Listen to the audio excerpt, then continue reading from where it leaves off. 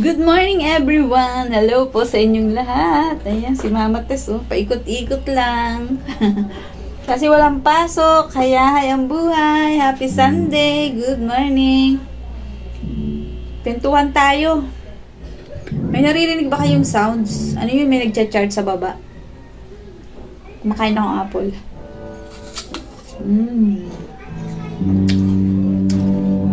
Kwento ko lang sa inyo paano ako bakit ako napunta dito sa YT. Di ba nag-pandemic?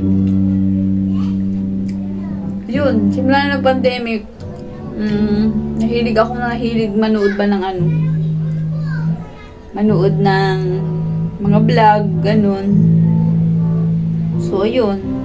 Nung una, pa-release lang ako sa Facebook. Sabi nung ko, bakit mama, wala ka namang kikitain dyan sa pa-release mo? Hindi ka na lang mag-YouTube, sabi niya sa akin. Sabi ko, ay, ganun ba? Hindi nga ako marunong mag-edit eh. Yun, hanggang sa ginawa nila ako ng account. Wala nga akong alam, yung anak ko lahat naggawa. Di ba? Yung anak ko ang may ginawa niya ako ng YouTube account. Ayun, tapos yun, nag-vlog na ako. Hanggang sa ngayon, ayan. Naka 1K na tayo. Thank you so much sa inyong lahat, sa mga sumusuporta. Maraming salamat. Pasensya na kayo sa akin mga upload. Wala naman akong gaanong content, kundi yung araw-araw, pagpasok, ganun. Siyempre, tsaka yung mga napapanood ko ba, nainggit ako sa kanila.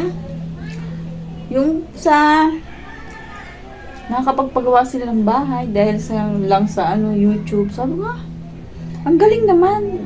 Bakit gaano ba kalaki yung sinasahod ng YouTube? Sabi nga. Siyempre, depende naman sa mga content mo, sa views mo, ganun. Believe talaga ako sa mga nag-YouTube. Grabe, ang galing. Kaya sabi ko, mag-YouTube na rin lang ako. Baka mamaya makapagpagawa rin ako ng bahay. Di ba? Think positive tayo. Siyempre, gusto ko rin magkaroon ng sariling bahay. Kaya sana suportahan nyo yung aking pag-YouTube. Thank you so much. Wala pa yung watch hour ko eh. Kulang pa.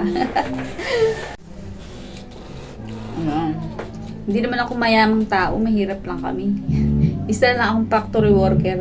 Ako isang factory worker dito sa Bataan.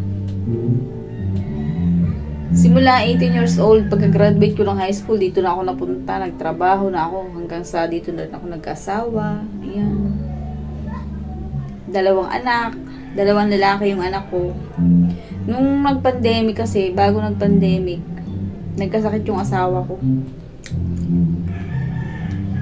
Yun, hanggang sa pandemic, nung pandemic talaga, as in pandemic, yun, nawala siya. Nagkasakit siya eh. Kaya kami na lang yung mga anak ko, yun.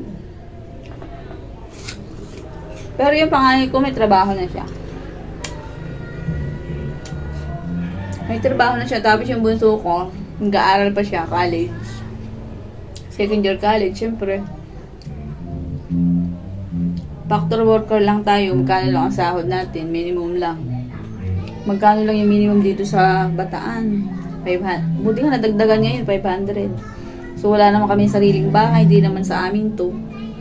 Nagbabayad lang kami. Kulang. Kaya kailangan mag-YouTube si Mama Tess para sakali baka sumahod, di ba?